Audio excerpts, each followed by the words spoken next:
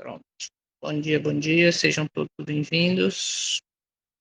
Vamos dar continuidade ao capítulo. Eita, cadê o capítulo 25? Eu abri aqui, peraí. Eu abri o 24, não é o 24, é o 25. Capítulo 25 é a imutável lei de Deus. Vamos dar continuidade a partir do parágrafo 5 e vamos aprender e tirar mais lições aí desse capítulo tão necessário. Oremos. Santo e eterno, obrigada, Pai Santo, por mais essa oportunidade de misericórdia, por mais essa oportunidade de graça, por mais essa oportunidade de aprender de Ti, de aprender sobre o Teu caráter através do estudo da lei que é imutável. Como vimos ontem, ela representa o Teu caráter, ela é eterna. Por isso, estamos aqui humildemente, abertos a aprender, a ouvir e tirar lições desses próximos parágrafos, onde vamos aprender e que tudo o que temos aprendido, a luz que tem sido dada, seja vivida, desculpa, para assim sermos testemunhas vivas do poder da tua existência.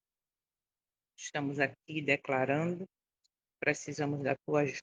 Queremos, pela fé, contemplar a tua face, contemplar o que está acontecendo no santuário, para verdadeiramente sermos transformados. Obrigada, Pai Santo, por mais essa oportunidade. Fala conosco neste momento, visita cada um aqui presente, os que fazem parte deste grupo de estudo, sejam despertados para o tempo em que nós estamos vivendo, para o preparo, não apenas para conhecer, mas principalmente para estar preparado ao encontro no retorno do teu filho. Visita cada um aqui presente, cada família representada, os enfermos, as famílias enlutadas. E, Pai, todos precisamos da tua ajuda. Como temos visto, o caminho é estreito, é largo, muitas vezes aparentemente solitário no sentido de apoio humano, mas sabemos que sozinhos jamais estaremos. Fala conosco, por favor. Que neste dia possamos andar contigo com menor e entender que a vitória final é questão de tempo, mas precisamos tomar decisões. Precisamos estar preparados e nos posicionar, testemunhando assim não apenas para os que nos rodeiam, mas para o universo. Verdadeiramente estamos e procuramos viver a tua vontade e estamos ao teu lado. Segura firme a nossa mão. Nós te pedimos também perdão por todos os nossos pecados, seja por pensamentos, palavras, ações, reações, omissões. Perdoa, Pai. Pedimos tudo isso pelos méritos do teu Filho, nosso Salvador, Messias, que muito em breve virá. E que todos nós aqui presentes, os que assistem esses vídeos em algum momento, as pessoas pelas quais estamos orando, sejam, ou melhor, estejam preparados nesse dia para o encontro com teu Filho, com os santos anjos, esse encontro para a eternidade. Obrigada por tudo. Em nome dele, nosso Salvador, que pedimos e agradecemos. Amém. Vamos lá, então. Sejam bem-vindos mais uma vez.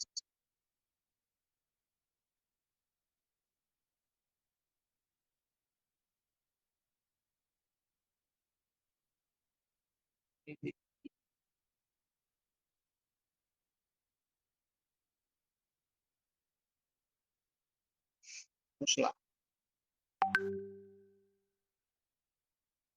Peraí. Agora, meu filho, me ajude. Pronto. Ah, meu pai, eu abri errado. Peraí, gente. Eu abri a primeira parte de ontem. Deixa eu abrir outra aqui. Parte 2.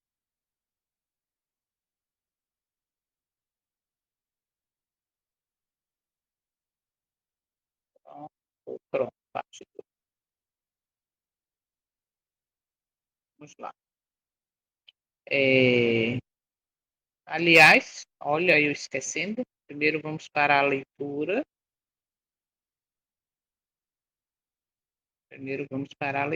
José. Vamos lá, pega seu livro aí, vamos acompanhar a leitura a partir do parágrafo 5. O Espírito de Deus tocou o coração dos que estudavam a sua palavra. Impressionava-os a convicção de que haviam ignorantemente transgredido este preceito, deixando de tomar em consideração o dia de repouso do Criador. Começaram a examinar as razões para a observância do primeiro dia da semana em lugar do dia que Deus havia santificado. Não puderam achar nas Escrituras prova alguma de que o quarto mandamento tivesse sido abolido ou de que o sábado fora mudado. A bênção que a princípio aureolava o sétimo dia nunca fora removida. Sinceramente tinham estado a procurar conhecer e fazer a vontade de Deus. Agora, como se vissem transgressores de sua lei, encheu-se-lhes o coração de tristeza e manifestaram lealdade para com Deus, santificando o seu sábado. Muitos e tenazes foram os esforços feitos para subverter-lhes a fé. Ninguém poderia deixar de ver que, se o santuário terrestre era uma figura ou modelo do celestial, a lei depositada na arca, na terra, era uma transcrição exata da lei na arca, que está no céu, e que a aceitação da verdade concernente ao santuário celeste envolvia o reconhecimento dos requisitos da lei de Deus e da obrigatoriedade do sábado, do quarto mandamento. Aí estava o segredo da oposição atroz e decidida à exposição harmoniosa das Escrituras, que revelavam o mistério de Cristo no santuário celestial. Os homens procuravam fechar a porta que Deus havia aberto e abrir a que ele fechara. Mas o que abre e ninguém fecha, e fecha e ninguém abre, tinha declarado: Eis que diante de ti pus uma porta aberta, e ninguém a pode fechar. Apocalipse capítulo 3, versos 7 e 8. Cristo abrira a porta, ou o ministério, do lugar santíssimo. Resplandecia a luz por aquela porta aberta do santuário celestial, e demonstrou-se estar o quarto mandamento incluído na lei que ali se acha encerrada. O que Deus estabeleceu, ninguém pode derribar. Os que aceitaram a luz relativa à mediação de Cristo e à perpetuidade da lei de Deus acharam que estas eram as verdades apresentadas no capítulo 14 de Apocalipse. As mensagens deste capítulo constituem uma tríplice advertência que deve preparar os habitantes da terra para a segunda vinda do Senhor. O anúncio, vinda é a hora do seu juízo, aponta para a obra finalizadora do ministério de Cristo para a salvação dos homens. Anuncia uma verdade que deve ser proclamada até que cesse a intercessão do Salvador e ele volte à terra para receber o seu povo. A obra do juízo, que começou em 1844, deve continuar até que os casos de todos estejam decididos, tanto dos vivos como dos mortos. Disso se conclui que ela se estenderá até ao final do tempo de graça para a humanidade. A fim de que os homens possam preparar-se para estar em pé no juízo, a mensagem lhes ordena temer a Deus e dar-lhe glória, e adorar aquele que fez o céu, a terra e o mar e as fontes das águas. O resultado da aceitação destas mensagens é dado nestas palavras: Aqui estão os que guardam os mandamentos de Deus e a fé de Jesus. A fim de se prepararem para o juízo, é necessário que os homens guardem a lei de Deus. Esta lei será a norma de caráter no juízo. Declara o apóstolo Paulo: Todos os que sob a lei pecaram, pela lei serão julgados, no dia em que Deus há de julgar os segredos dos homens por Jesus Cristo. E ele diz que os que praticam a lei hão de ser justificados. Romanos capítulo 2, versos 12 a 16. A fé é essencial a fim de guardar-se a lei de Deus. pois, sem fé, é impossível agradar-lhe, e tudo o que não é de fé é pecado. Hebreus 11:6, Romanos 14:23. Pelo primeiro anjo, os homens são chamados a temer a Deus e dar-lhe glória, e adorá-lo como o Criador do céu e da terra. A fim de fazer isto, devem obedecer à sua lei. Diz Salomão: teme a Deus e guarda os seus mandamentos, porque este é o dever de todo homem. Eclesiastes 12:13. Sem a obediência a seus mandamentos, nenhum culto pode ser agradável a Deus. Este é o amor de Deus, que guardemos os seus mandamentos. O que desvia os seus ouvidos de ouvir a lei, até a sua oração será abominável. 1 João 5:3 e Provérbios 28:9. O dever de adorar a Deus se baseia no fato de que Ele é o Criador e que a Ele todos os outros seres devem a existência. E onde quer que se apresente na Bíblia seu direito à reverência e adoração acima dos deuses dos pagãos, enumeram-se as provas de seu poder criador. Todos os deuses dos povos são coisas vãs, mas o Senhor fez os céus. Salmo 96, verso 5. A quem, pois, me farei semelhante para que lhe seja semelhante? Diz o santo.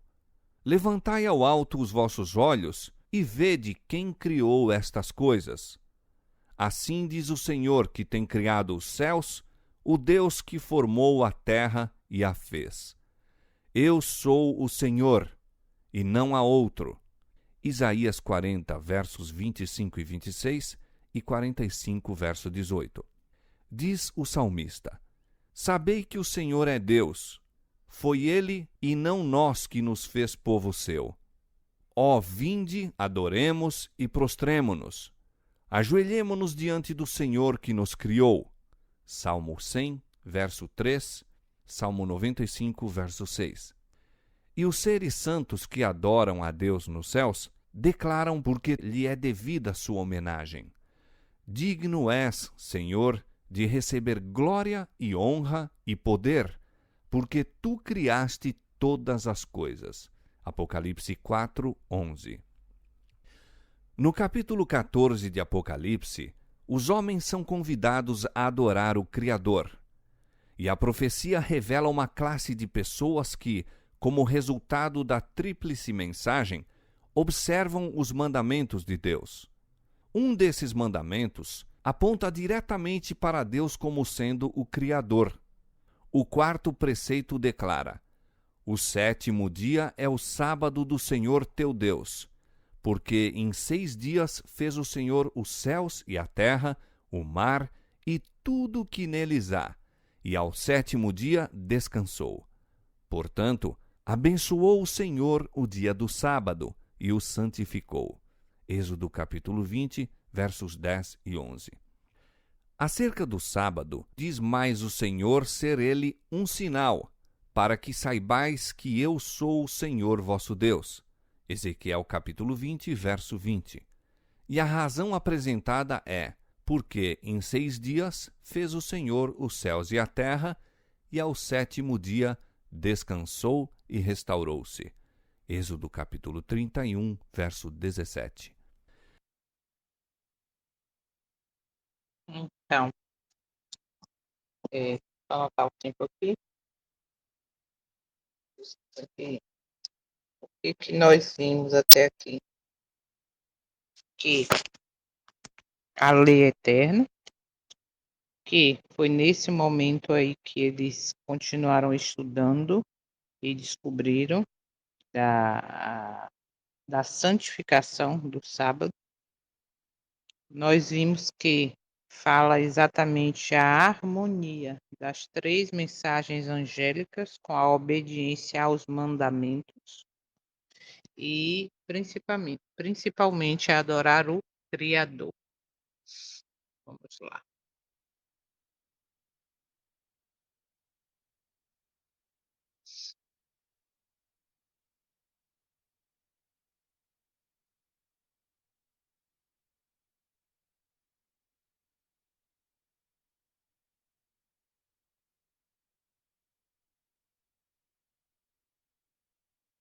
aí só um pouquinho aqui.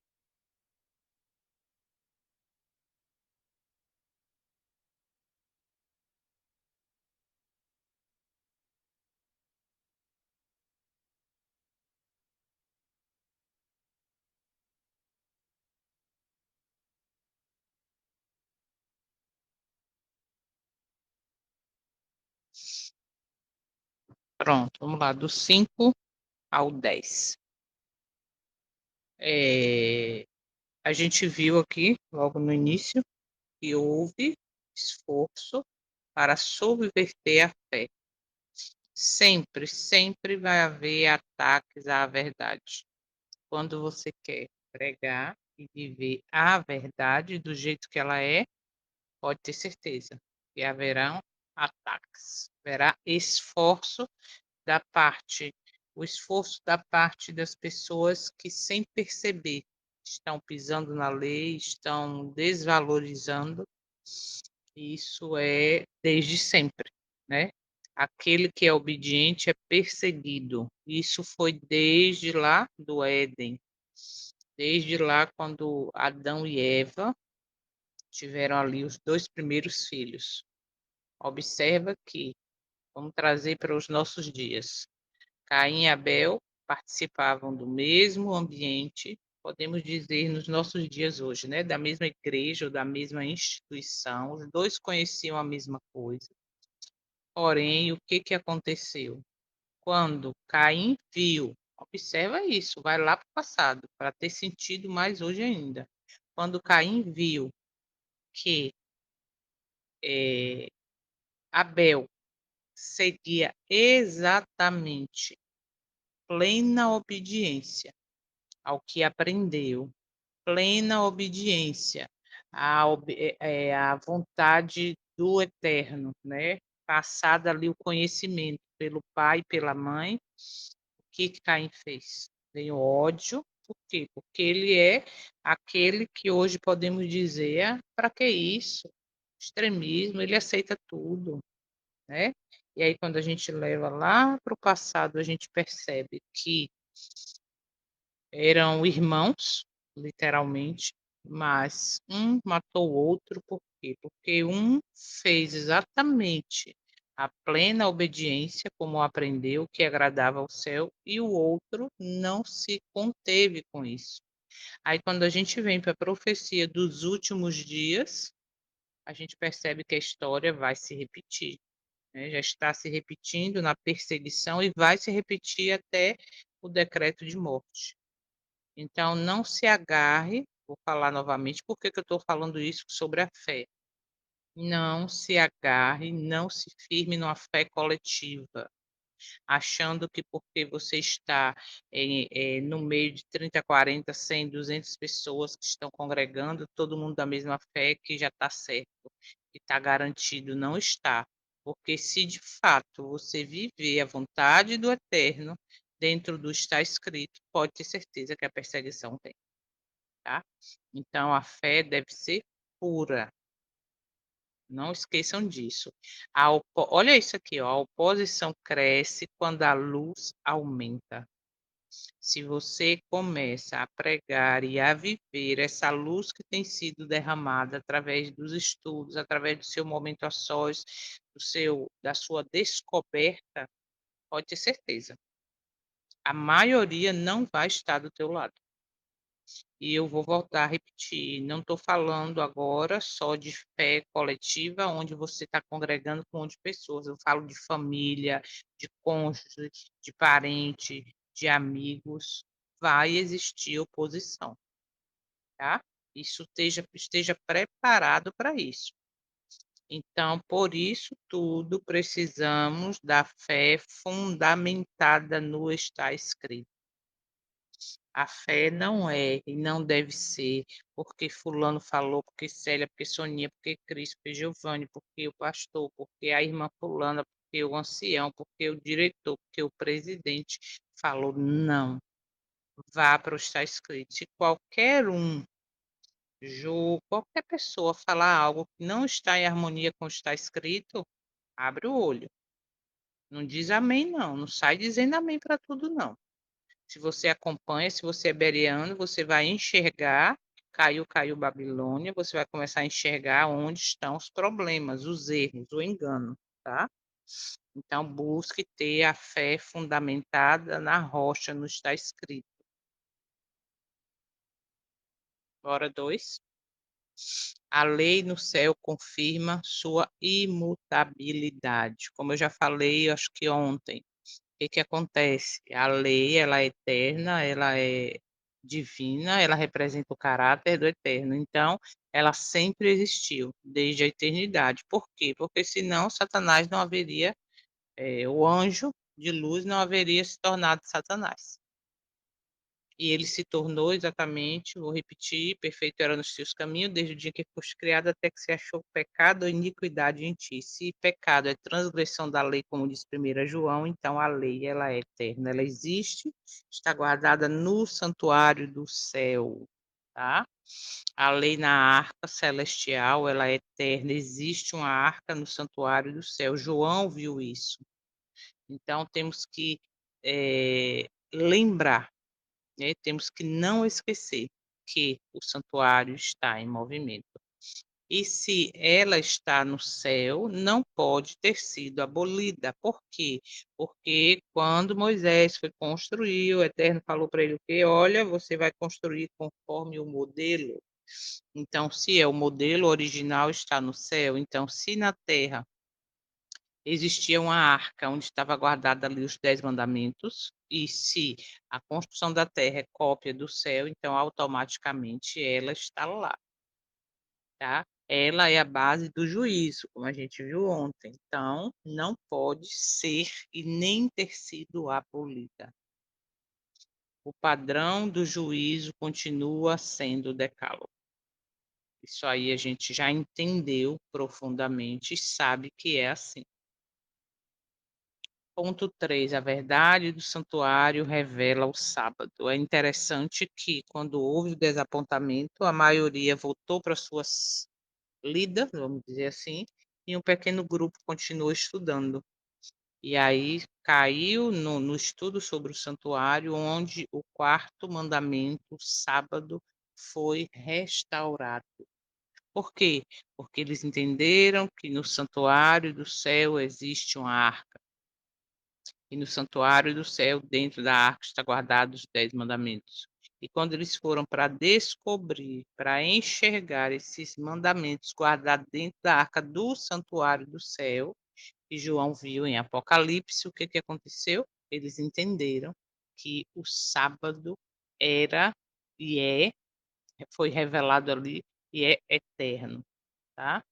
O sábado é o ponto sensível do conflito final. Por quê?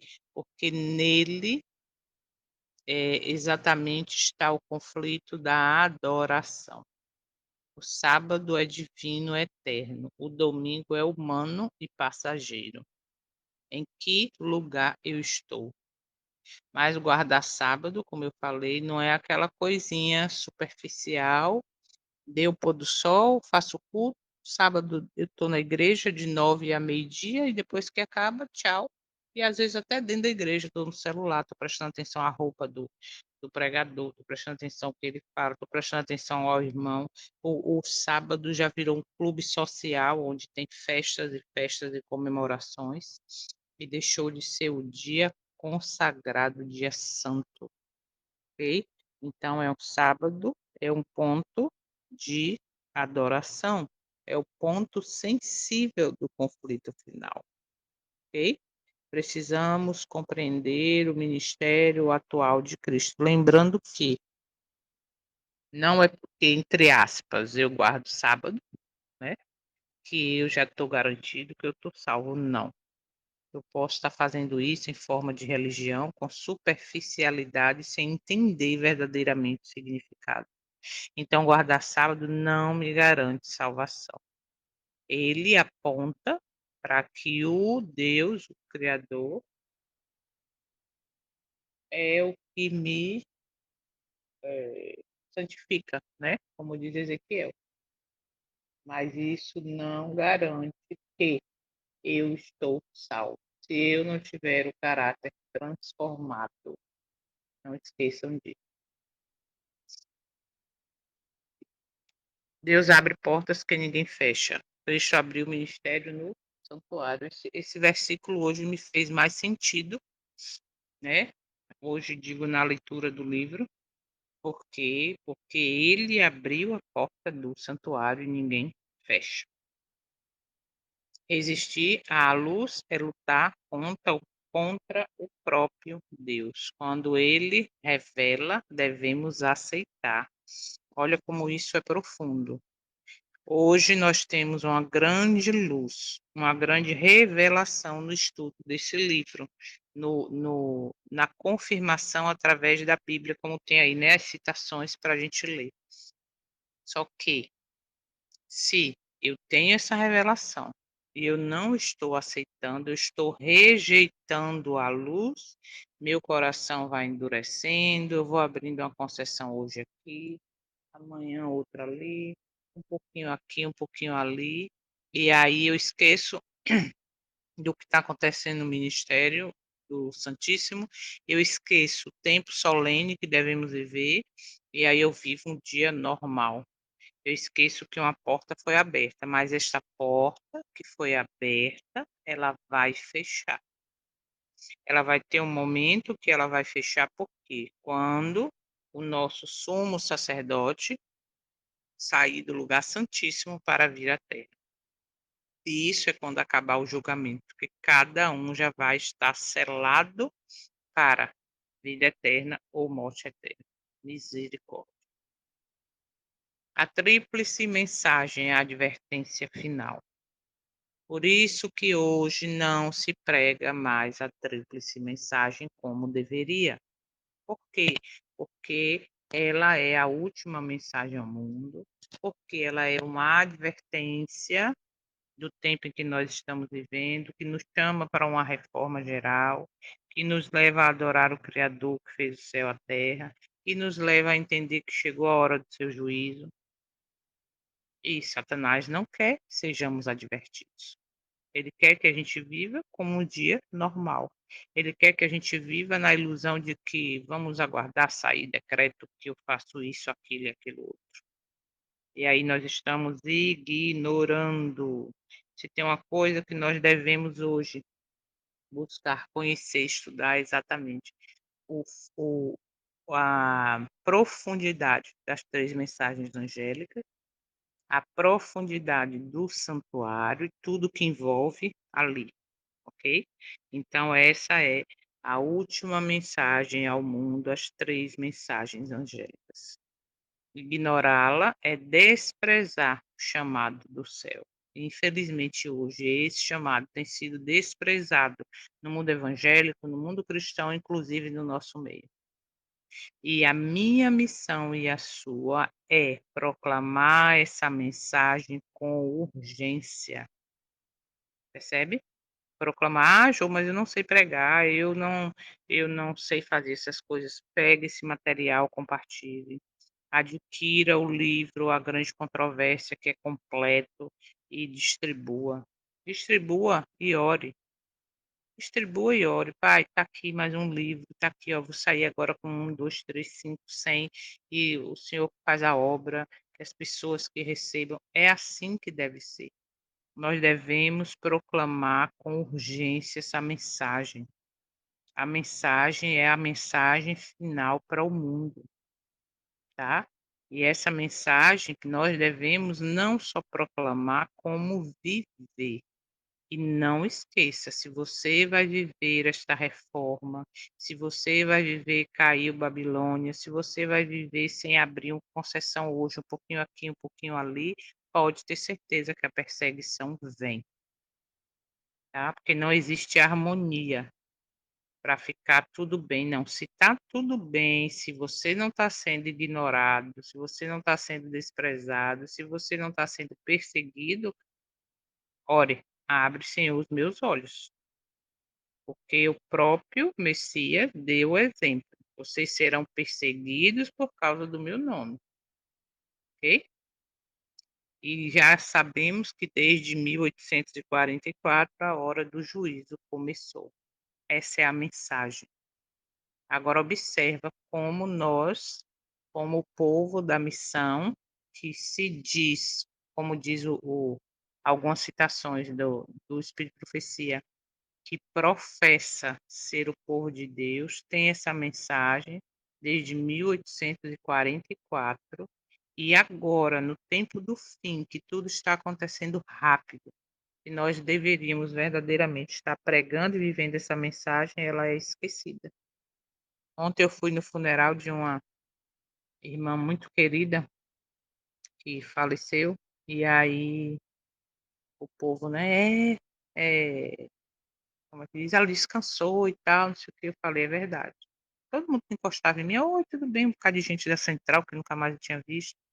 "É, ela descansou e tal". Eu falei: "Pois é, ela já está agora com o futuro dela selado, não pode mudar nada, mas nós ainda estamos com a chance de fazer as escolhas que nos levam a verdadeiramente, para a eternidade".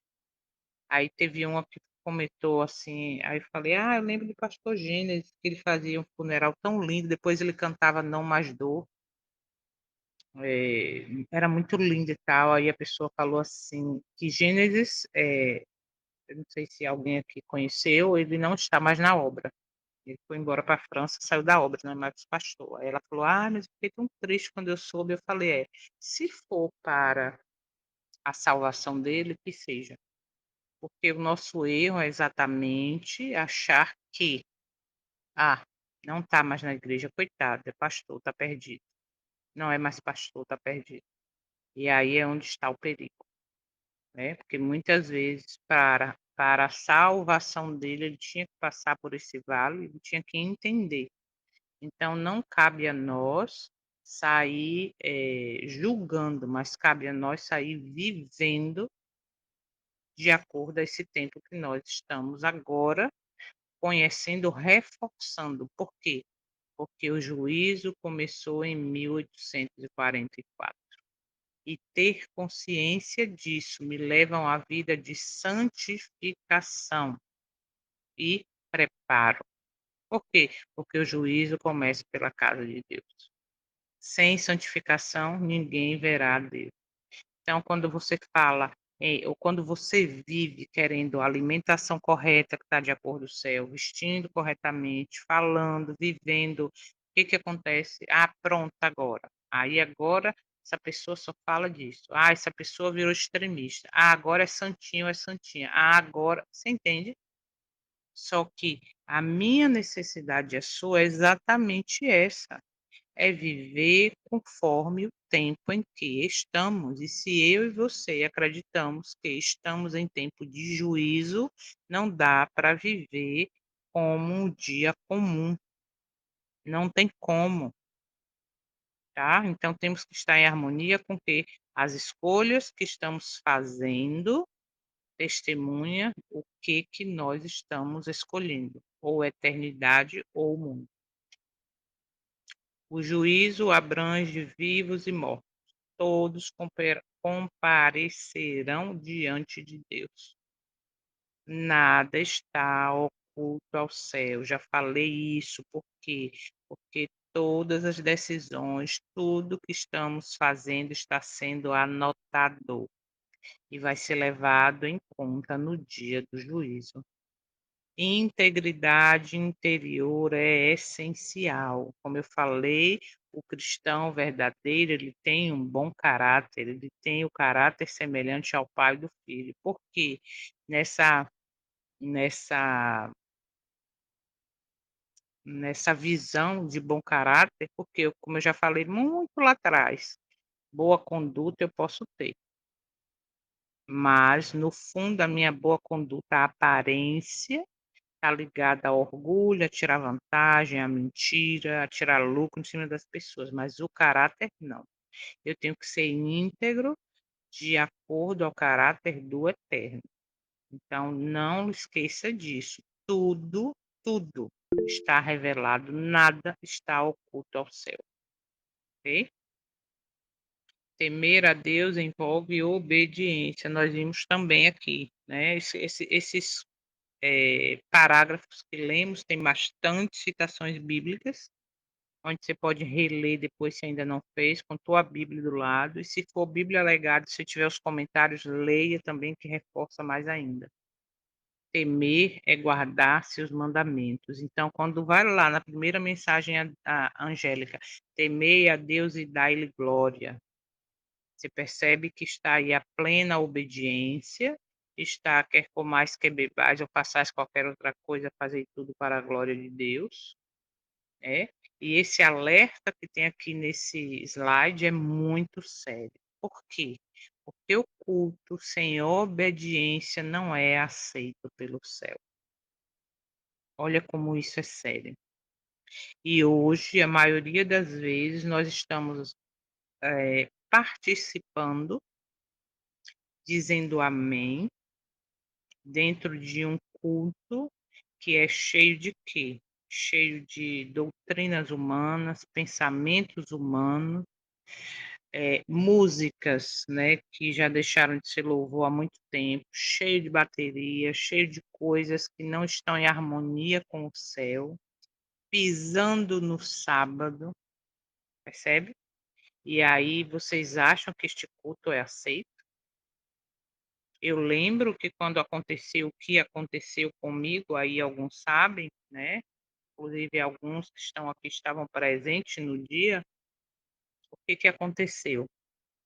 A gente viu ali claramente que quando você fala em obediência, em guardar mandamento, é como eu falei, existe uma hoje não, né, há algum tempo, mas hoje nós enxergamos que existe uma incoerência no nosso meio, de dizer que somos o povo que guarda os mandamentos, mas ao mesmo tempo diz agora que é impossível guardar, que você vai viver pecando até Jesus voltar. Então que fique claro, o culto que o Eterno aceita é o que está em plena harmonia com a sua vontade, tá? Se não está, pode ter certeza, não sou eu que digo, ele mesmo diz: "Antes importa obedecer a Deus do que a homem". Tem que ter um culto de plena obediência, tá? Reverência prática no viver diário, é não só no culto que deve ter reverência, que deve ter obediência. É na minha vida diária, o que eu faço, o que eu como, o que eu bebo, tudo isso deve haver reverência. Não esqueçam disso, é importante. Então, temer a Deus, primeira mensagem angélica, temer a Deus e dar-lhe glória. Reverência no viver diário, e temer é guardar os seus mandamentos. Ah, impossível guardar, por nós mesmos é. Mas se pedirmos força e poder ao Espírito do Senhor, pode ter certeza que é possível. Como foi com o filho, será também comigo e com você. A lei, a norma do juízo, aqui é só um reforço, nós vimos isso ontem, né? Seremos julgados pela lei da liberdade. Olha isso aqui também que eu já falei outras vezes, graça não anula a responsabilidade, graça não anula a justiça. E hoje estamos com a hipergraça, você foi salvo, você é salvo pela graça, pode continuar que está tudo certo. E não está, e não é assim. A verdadeira graça ela transforma, por quê? Porque eu enxergo o preço do pecado, e nesse enxergar o preço do pecado, eu sei que ele me leva à graça, o preço do pecado me leva a uma vida em busca de santificação. Por quê? Porque eu entendo que o pecado foi o que feriu meu Salvador, que fere meu Salvador. E se o santuário precisa ser purificado, o pecado precisa ser tirado do santuário, então ele tem que ser tirado da minha vida também, ok? Fé genuína produz obediência, por isso que a fé coletiva é perigosa. Por quê? Porque a fé coletiva está me levando a uma vida de viver um dia comum, de viver um dia, na superficialidade da lei. E a fé pura, a pura, a fé de Jesus ela produz plena obediência. Se eu não estou vivendo em plena obediência, eu preciso mudar a rota da minha fé. Ela deve estar pautada, como a gente viu lá no primeiro slide, na Bíblia, não está escrito no fato de fazer verdadeiramente a vontade do Eterno. Sem fé é impossível agradar a Deus, a gente sabe disso, né? Então, a obediência nasce da fé. A obediência sem fé é formalismo. E devemos ter um relacionamento vivo com Cristo. Se não tivermos esse relacionamento vivo, o resto é ilusão. Temos que ter intimidade. Se temos intimidade, a gente vai de fato buscar fazer a vontade do Eterno. Ontem eu coloquei uma citação que fala, espera que eu leio já já. Vamos aqui. Então, temos que ter um relacionamento vivo. Ah, mas se eu não estiver na igreja, se eu não estiver no meio do povo, como é que eu vou ter esse relacionamento vivo com Cristo? Individual, intimidade. Vou repetir, não fique confiando na fé coletiva, tá? É perigosa. Eu tenho que estar num grande grupo para poder estar bem. Cuidado. Primeiro tem a intimidade, relacionamento. Adorar o Criador é central na mensagem final. O conflito final é sobre a adoração. Aí a pergunta para mim e para você: a quem estamos prestando lealdade? Verdadeira adoração envolve submissão à lei divina.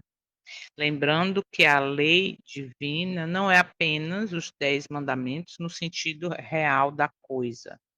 Por quê? Porque a lei divina é toda a vontade do Eterno para mim e para você. Por quê? Porque a vontade dele é eterna. Então, se eu vivo a vontade dele aqui nesse mundo, eu estou me preparando para a eternidade.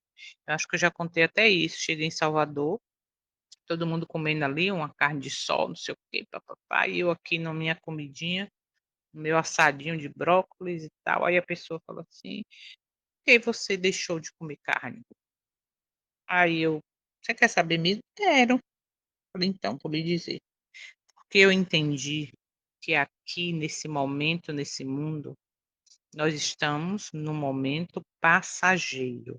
Aqui é onde eu devo fazer escolhas que vão me preparar para a eternidade. Se eu sei que na eternidade eu não vou me alimentar com carne, não vou me alimentar de animais, por que não me preparar aqui e agora para viver um pedaço da eternidade aqui? Para ter mais saúde, etcétera. Aí falei, a pessoa: "Ah, tá, entendi". Já respondi isso 2 vezes, uma para minha mãe e outra para essa pessoa em Salvador. Então observa que nós temos que ser submisso à vontade do Eterno. E isso está na lei dos 10 mandamentos, mas está também em outros pontos, como o que comer, o que beber, o que vestir, cuidado com o que assiste, percebe? Então todas as áreas da nossa vida, as nossas escolhas têm mostrado a quem estamos sendo leal. Ao mundo, ao príncipe desse mundo ou ao eterno? Deus é digno porque criou todas as coisas. A criação fundamenta a autoridade divina. É tipo aquilo, eu criei um carro, eu criei uma máquina, eu sou a autoridade para dizer como essa máquina funciona, quanto tempo funciona, o que não deve ser feito com ela. Entende? Então, o criador, ele é digno porque ele criou a mim e a você, ele sabe o que faz mal, ele sabe o que vai me prejudicar. E se eu entendo que hoje, como a própria Bíblia diz, que nosso corpo é templo do Espírito Santo, então eu devo cuidar ele de todas as maneiras. Tudo que abrange comer, beber, vestir, o que eu boto nas minhas vistas para ver, o que eu ouço, é que eu estou me alimentando. Entende? Então o eterno ele é digno por quê? Porque ele criou todas as coisas. E se eu entendo que ele me criou e diz: "Não faça assim", então automaticamente eu vou ser obediente, por quê? Porque ele tem autoridade sobre mim, porque ele me criou. Então a criação fundamenta a autoridade divina. Teorias que negam a criação enfraquece o sábado, por aí está cheio, né. E defender o sábado é defender o criador. Isso aqui é muito linda essa frase, por quê? Porque quando você diz: "Eu não aceito o sábado seja comemorado dia disso, daquilo, daquilo outro. Eu não aceito que no sábado venha agora um louvor cheio de bateria, cheio de coisa, essa falsa adoração, inclusive com os grupos jovens, né, que vocês estão entendendo o que eu estou querendo dizer, né, onde bota ali os jovens, os adolescentes, as crianças para pular, para e tal. Não, porque estamos adorando. Cuidado, defenda a santificação do sábado, por quê? Porque você está defendendo o Criador. Você não que ele precise de defesa, né, de advogado, não é isso, mas você está mostrando que entende que o sábado deve ser um dia, ou melhor, devemos fazer escolhas para mantê-lo o dia santo, tá. Então defenda. "Ah, eu não aceito, eu não vou mais". Por quê? Porque eu vi que o sábado teve um irmão, como eu falei no sábado à tarde passada, que ele falou, a esposa falando e ele contando que foram para a igreja, sábado pela manhã, eles já vivem ou buscam conhecer a verdade presente, e aí ele foi para o culto, chegou lá no momento da lição da escola sabatina, ele foi comentar, como ele já é visado por pregar e viver as 3 mensagens, etcétera, ele disse que o professor lá não deixava. Diz que quando ele ia falar, o professor ia e cortava, quando ele ia falar, ele chega em casa chateado.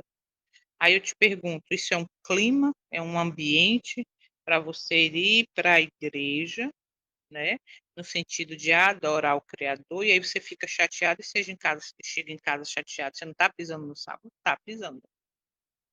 Percebe? Então, aí, quando a gente foi conversar no resumo do capítulo 2, ele entendeu que, para estar congregando, não precisa estar no meio onde o sábado está sendo pisado.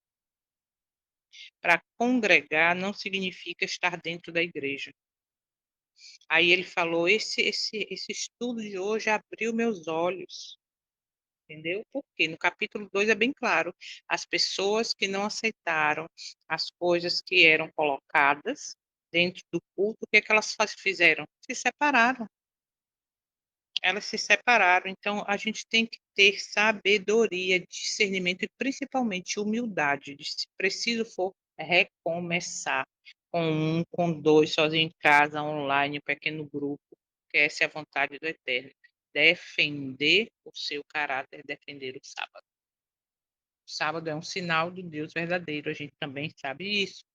O sábado identifica o povo, Deus. A crise final envolve esse sinal. Guardar o sábado é declarar fidelidade. Mas, como eu falo, não é guardar em forma de lei, em forma de letra, por prática, por costume. É guardar de fato na sua essência. Por quê? Porque muitos que hoje superficialmente guardam o sábado se perderão, o mesmo guardando o sábado. Estarão no meio, o que que o testemunho de Jesus fala? Que os adventistas nominais entregarão os fiéis aos católicos, serão perseguidores. Então não pense que porque você vai para a igreja, porque você, entre aspas, guarda o sábado, você já está bem na fita. Não é bem assim. Tá? A gente vai ver isso profundamente mais adiante. O culto sem obediência é rejeitado. Provérbios 28, verso 9. Deus não aceita adoração desconectada da lei. Se você não gosta de ouvir sobre a lei, até a sua oração será abominável. Gente, isso é muito sério. Religião emocional sem submissão é enganosa. A vida deve ser coerente entre fé e prática. Se eu tenho essa luz, se eu conheço, se eu digo que eu tenho fé, se eu digo que eu sou guardadora dos mandamentos e não pratico na essência, não vai valer de nada, tá? Não vai valer de nada. Religião emocional, sem submissão, sem viver a vontade do Eterno, de fato, ela é enganosa. E aí é onde mora o perigo, entende? É onde mora o perigo. Que a gente se agarra na religião, porque é a minha religião, porque é a minha religião, e aí é onde mora o perigo. Porque religião não vai salvar ninguém. E o último tópico, a geração final guarda os mandamentos e a fé de Jesus. O remanescente une fé e obediência. Separar fé da lei é um grande erro teológico. Precisamos refletir o caráter de Cristo. Como é que eu reflito o caráter de Cristo vivendo de fato a sua vontade? Por isso, a transformação de caráter é tão necessária e urgente para os nossos dias. Quando fala que aqui está a paciência ou a perseverança dos santos que guardam os mandamentos, não é se guardar superficial, não, tá? Aplicação para os nossos dias. O juízo está em andamento, o sábado é questão de lealdade, a lei é imutável, a crise final é sobre a adoração e Cristo está ministrando no lugar santíssimo, o céu está em movimento. Por isso é tempo de decisão. O que eu escolho fazer hoje, o que eu escolho fazer amanhã, as minhas decisões em todas as áreas da minha vida está realmente declarando ao universo de que lado eu estou, qual a decisão que eu tomei, ok? Então tá aí mais um grande, profundo e necessário estudo. Releiam os parágrafos, até se quiser do 1 até o 10, aí, até o 10. Confirme na tua Bíblia, como fala aí as citações, porque é importante que entendamos que a lei não muda. Se quiser relembrar, está lá no canal o estudo sobre os 10 mandamentos. Pesquise mais, estude mais e busque viver na integridade a obediência à lei do Eterno, em gratidão à sua graça verdadeira, que é transformadora. Ok? Então, amanhã vamos dar continuidade a partir do parágrafo 11 até o 16, que ainda vai falar do sábado da guarda dos mandamentos. Afinal, é o capítulo, né? O tema do capítulo. Então, oremos. Santo Eterno, te agradecemos por mais essa oportunidade de entender a profundidade das escolhas que vamos fazer neste dia. Ser obediente a Ti em todas as áreas. Obrigada por essa oportunidade. E neste dia, andemos mais uma vez contigo como Enoque andou. Que possamos, movidos pelo Teu Santo Espírito, fazer a Tua vontade. E assim testemunhar o Teu poder e força transformador, não só de vidas no sentido físico, mas de caráter transformado. Que essa seja uma realidade na vida de cada um de nós. Com perdão dos nossos pecados, te pedimos, fica conosco neste dia, em nome do teu Filho amado, nosso Salvador, Yahushua, que pedimos e agradecemos. Amém. Amém. Bom Amém. dia, bom dia, bom dia. Oi, Ô, João, vem cá, essa pessoa que faleceu foi a que é dentista? Ou era, né? Yolanda. Dentista? Yolanda Eu... 70. Ah, 70, tá bom. Pensei que era dentista, que ela também tá com câncer, né? Não, mas Val tá se Isso. cuidando ainda, tá se Val. tratando. Não foi Val, não. Ah, Foi graças Yolanda a Deus. Não, 70. porque... Ah, certo, entendi. Viu? Ah, tá bom. Tá certo. Beijo, então. Até amanhã, se o Beijo. Eterno permitir. Deus abençoe. Amém, amém.